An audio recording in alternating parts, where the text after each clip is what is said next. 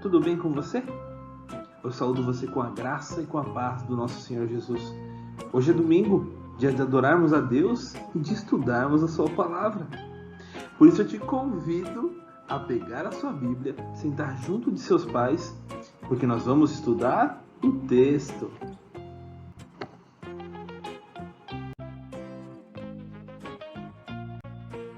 E hoje, meu irmãozinho, minha irmãzinha, nós estamos chegando no fim do livro, fim do primeiro livro de Samuel. Nós vamos ler, estudar o capítulo 29 e 31. Não vamos ter tempo de ler todo o capítulo, os capítulos, mas vocês vão ter a oportunidade de fazer isso.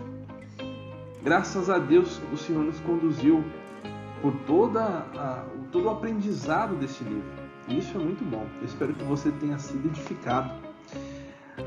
O título do estudo de hoje é A Morte de Saul, que é o marco central do término do livro, do primeiro livro de Samuel.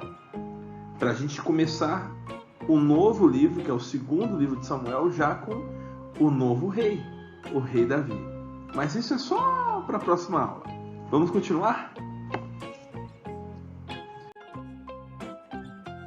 Antes de mais nada, vale aquela recapitulada da aula anterior. Se você não assistiu a aula anterior e quiser assistir ela completa, vai aparecer um card aqui em cima e você pode clicar que vai ser direcionado direto para lá, tá bom? Bom, um resumo da aula anterior, o que nós aprendemos nela, foi a respeito da desobediência de Saul. Saul já com bastante aflito por causa da guerra que estava se armando entre os filisteus e o seu povo, o povo de Israel, já sem muita esperança do que haveria de acontecer e tendo buscado a Deus e Deus não tendo respondido nada para ele procurou uma necromante, uma bruxa, alguém que consultava os espíritos dos mortos, a fim de que ela trouxesse a Samuel e Samuel revelasse a vontade de Deus para ele, porque ninguém mais podia trazer a vontade de Deus, ninguém mais podia trazer a palavra de Deus para Saul. Bom, e nós percebemos que foi uma grande desobediência dos mandamentos do Senhor, que nos diz com clareza de que nós não devemos consultar os mortos. Essa foi uma das causas da sua derrota. Mas havia outras situações que já Saul vinha acumulando. A gente passou por todas elas, as desobediências de Saul. Aquela maior foi quando ele tomou o lugar de Samuel, o profeta, para sacrificar, por não poder mais esperar antes de batalhar contra os exércitos inimigos. Isso demonstrava a exatidão da sua incredulidade. Ele não confiava no Senhor, ele confiava na sua própria força. Bom, pois bem, esse foi o resultado. Houve uma desobediência e nós vimos o como é importante que obedeçamos ao Senhor. E hoje nós vamos aprender paralelos de Davi com Cristo no final desse estudo e também a morte de Saul. Vamos ver como ela acontece. Diferentemente, pelo menos em alguns detalhes daquilo que a profetisa disse, para mostrar que ela não estava trazendo Samuel, ela estava consultando qualquer outra coisa, mas aquilo não era Samuel. E nós vamos aprender esses paralelos de Davi com Cristo. Vamos lá.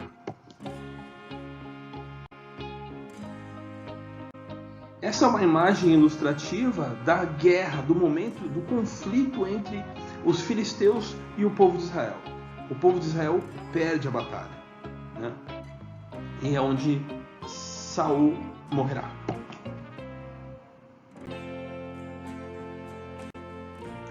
Chegamos a um ponto importante. Vamos passar pelos capítulos 29 a 31. Por isso esteja com a sua Bíblia aberta e junto do seu papai e da sua mamãe. Vamos continuar. Bom, nós começamos pela parte onde Davi é impedido de ir à guerra.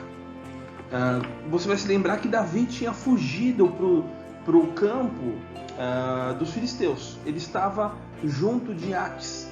o rei daquela região. E Davi serviu a este rei, que era filisteu, não era um israelita. E este rei cedeu que ele ficasse junto do seu povo naquele lugar, para que ficasse distante de Saul, que estava querendo matá-lo. Você vai se lembrar disso. Isso nós estudamos na aula anterior. E tendo o momento da guerra crescido e todos os príncipes dos filisteus caminhado para se encontrar contra os exércitos dos israelitas, Aques sobe com os seus soldados e Davi caminha junto com eles. Mas os príncipes dos filisteus vão pedir para que Aques mande Davi de volta para Ziclag, onde ele estava, junto dos seus homens. Então o rei vai conversar. Você vai ver essa passagem do verso 1 a 11. Ele vai conversar com Davi e vai explicar que, olha, Davi, eu confio muito em você. Você se mostrou um homem reto, íntegro diante de Deus. Não que ele acreditasse em Deus, no Deus de Davi, mas aquilo que Davi professava a respeito do seu Deus, ele cumpria. Isso mostrava retidão. E ele vai falar exatamente nesses termos com Davi, o rei Aques. Bom, e por causa disso ele confiava em Davi. Mas os príncipes dos filisteus, ou seja, os outros reis das regiões, as autoridades das regiões, não queriam que ele caminhasse. Então ele pede para que Davi durma e que pela manhãzinha, ao raiar do sol, ele parta de volta para Ziclag. E é isso que acontece. Davi então retorna para Ziclag. E quando eles chegam, depois de 3 dias, percebam, vamos fazer um parênteses. Você se lembra que a profetisa disse que Saul e os seus filhos morreriam no dia seguinte. Veja que já passaram-se 3 dias. Mas voltando para a passagem. Você vai ver isso no capítulo 30, do verso 1 ao 6. Davi retorna para Ziclag junto dos seus homens. E quando eles chegam na cidade, eles vão perceber que ela está toda saqueada e pegando fogo. Pior de tudo isso é eles perceberem que as suas esposas e seus filhos foram levados como cativos, foram levados, sequestrados. E o texto diz que houve um grande pranto. Prantear é chorar. Eles choraram muito. Vamos dar uma olhada no verso que diz isso. O capítulo 30, verso 4, diz assim: Então Davi e o povo que se achava com ele ergueram a voz e choraram até não terem mais forças para chorar. Houve um grande pranto, um grande choro de tristeza, porque nesse momento em que eles estavam indo para a batalha, ao retornarem, os exércitos dos amalequitas invadiram a parte tanto de Judá, que era dos israelitas, quanto a parte dos filisteus, e saquearam tudo, levaram tudo de volta. No desespero, então, Davi vai consultar a Deus, porque enquanto todos eles estavam chorando, Davi se reanima no Senhor. Você vai ver isso exatamente no verso 6, o finalzinho, que diz assim: Porém Davi se reanimou em seu Deus, no Senhor, seu Deus. Então Davi busca forças em Deus e vai também consultar o Senhor para saber o que ele deve fazer. É um desespero total, uma tristeza total. E vocês vão perceber que ele vai falar com o Abiatar para trazer a estola sacerdotal, aquela veste com o Urim e o Tumim, né, que nós aprendemos na aula passada. E ele consulta a Deus. Nós vamos ver isso.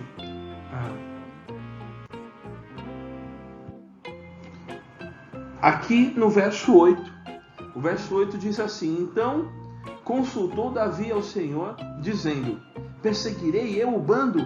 Alcançá-lo-ei? E respondeu-lhe o Senhor: Persegue-o, porque de fato o alcançarás e tudo libertarás. Aí Davi pega seus homens, 600 deles, e eles partem muito rápido, com cavalos, e vão atrás desses sequestradores amalequitas. Eles vão caminhando atrás deles, passam-se alguns dias, inclusive, e não tendo mais forças, um grupo de 200 pessoas ficam para trás. não conseguem mais caminhar, mas ficam com as coisas dos homens, guardam os seus pertences, falam, vão, sigam em frente que a gente fica aqui com as coisas de vocês. Então esses 400 vão até os sequestradores amalequitas. Eles vão encontrar um escravo desses saqueadores, eles encontram um desses escravos, um egípcio, e eles alimentam ele, né? O tratam bem, com dignidade, mas perguntam a ele, você sabe o que aconteceu lá? E ele fala, explica o que aconteceu e para onde eles estavam indo, né? Então Davi pede para que ele mostre onde eles estão. E esse escravo até disse que mostraria desde que Davi não o matasse. E foi feito o acordo. Ele levou Davi e seus homens até o lugar onde estavam os amalequitas, saqueadores. E então acontece uma guerra rápida ali, né? Rápida mais ou menos, né? Dura um dia, a noite toda, na madrugada toda, e Davi consegue recuperar todo mundo sã e salvo, suas duas esposas, e consegue trazer todo mundo de volta. E ainda traz os bens que eles herdaram, que eles conquistaram nessa guerra, né, contra os amalequitas. Nessa volta, nesse retorno, é muito interessante a gente dizer isso. Davi estava consciente da sua posição diante de Deus e de que Deus havia concedido a ele a vitória.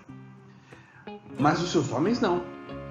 Os seus homens, inclusive, quando se encontraram com aqueles 200 que ficaram para trás, disseram, não, vocês não têm direito dos despojos, das coisas que nós conquistamos da batalha. Vocês ficaram aí. E Davi disse que não. Vamos ver o que Davi diz? Vamos dar uma olhada aqui.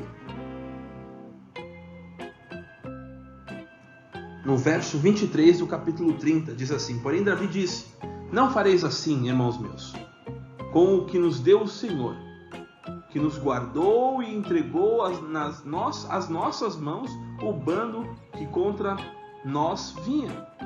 Quem vos daria ouvidos nisso? Porque qual é a parte dos que desceram a peleja, tal será a parte dos que ficaram com a bagagem, receberão partes iguais. E assim, desde aquele dia em diante, foi estabelecido por estatuto e direito em Israel até o dia de hoje, uma tal de lei da divisão da presa. Lei da divisão da presa. Enfim, nós percebemos ali que Davi reconhece que Deus guardou eles, Deus deu a vitória a eles. Não foi algo conquistado na própria força. Esse é um dos diferenciais de Davi e Saul. Davi confia plenamente no seu Deus. Pois bem, mas agora a gente vai para uma parte mais não tão agradável. A guerra estoura, começa a peleja entre Israel e os filisteus. E nessa hora, nessa dura batalha, um dos amigos de Davi, o mais querido amigo, quase irmão, a quem Davi amava, e ele também amava Davi, Jonatas, morre. E essa imagem que você está vendo aí, ilustrativa, é do rei Saul segurando o corpo do seu filho Jonatas. Não só Jonatas, como também os seus outros irmãos. Diz assim o texto, capítulo 31, do verso 2, diz assim, os filisteus apertaram com Saul e seus filhos e mataram Jonatas, Abinadab e Malquissua, filhos de Saul. Então, estes três rapazes, guerreiros, morrem em batalha. E não podemos dizer que algo diferente aconteceu com o rei Saul.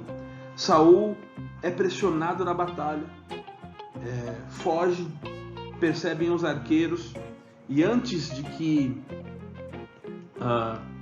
os arqueiros atirassem nele, ele vira para o seu servo e diz, o seu guerreiro diz, me empresta a tua espada, aliás, me mate, né? Ele pede para que o guerreiro mate ele, o guerreiro se recusou, né? O seu soldado se recusou a matá-lo, então ele toma a espada desse guerreiro e ele deita sobre a espada, ele acaba se matando.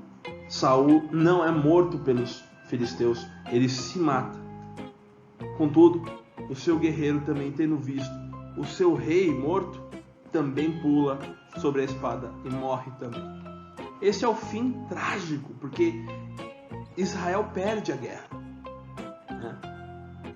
Israel, nesse momento ali, cai diante dos filisteus, que derrotou o rei e os seus herdeiros.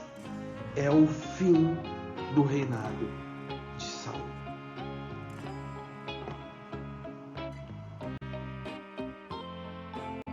Esta é uma imagem ilustrativa do momento em que Saul finca a espada em si mesmo.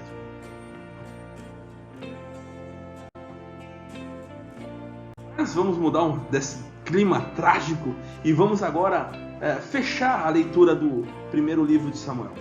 Tem muitas coisas que nós aprendemos. Acho que uma das coisas mais fundamentais é a obediência a Deus e a sabedoria que devemos ter para com as coisas do Senhor, confiando que Ele reina e que Ele guia a história.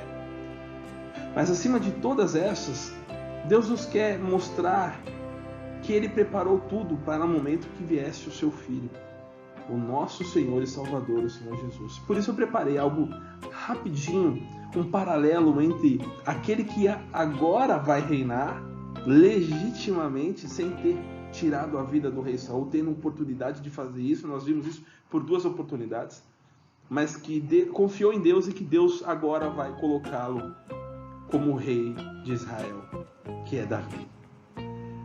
O que a gente pode aprender sobre este Davi? Bom, paralelos de Davi com Cristo. Lembremos que Jesus, nosso Senhor, é herdeiro do trono de Davi. Ele vai ser chamado inúmeras vezes de filho de Davi. Ele veio da descendência, da linhagem de Davi.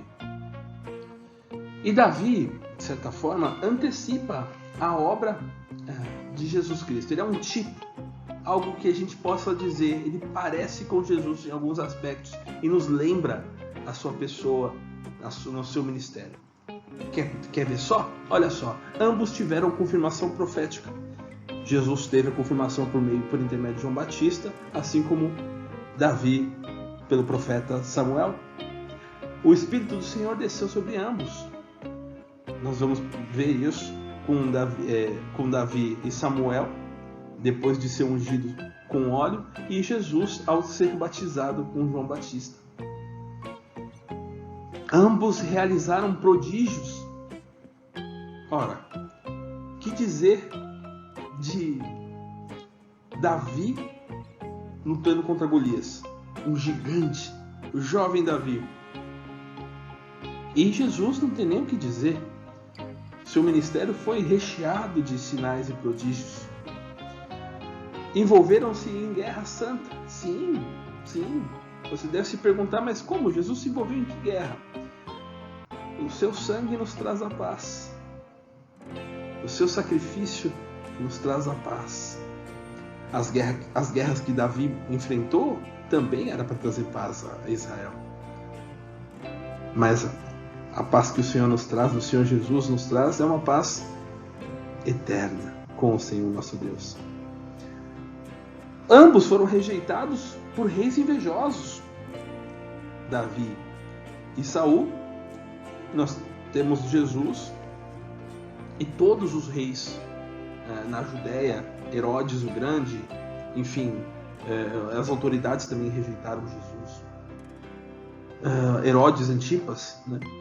E rejeitados pelo seu próprio povo sem causa. Foram rejeitados, e nós vamos ver isso mais para frente também, no segundo livro de Samuel. Intercederam em favor do seu povo. Foram grandemente exaltados. Davi é um tipo de Jesus. Alguém que reflete o ministério de Jesus, o nosso Senhor. Contudo, Cristo foi perfeito nas suas ações. Diferentemente de Davi, que nós vamos perceber um grande mal que ele vai cometer, um grande erro, mas Davi era humano, assim como nós cometemos erros. E nós, assim como Davi, temos a confiança de que em Cristo o Senhor nosso Deus nos perdoa. Este é o fim do primeiro livro de Samuel. E eu espero poder estar contigo semana que vem, com a graça de Deus, para a gente começar o segundo livro de Samuel. Eu espero que você tenha sido grandemente abençoado, porque eu fui. com a leitura desse livro e com os aprendizados dele. Viu, irmãozinho? Viu? Que Deus te abençoe. Te dê um bom domingo. Graça e paz.